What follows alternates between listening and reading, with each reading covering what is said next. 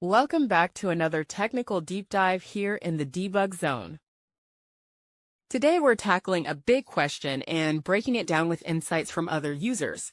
Hopefully this clears up some misconceptions and helps you get the answer you need.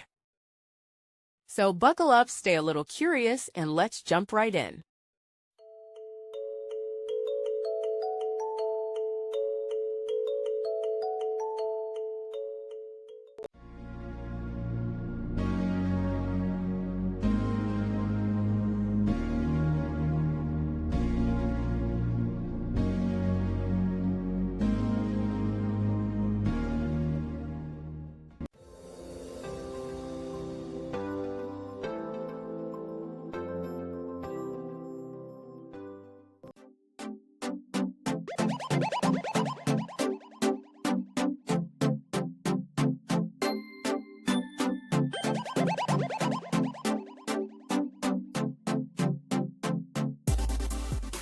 And that's a wrap.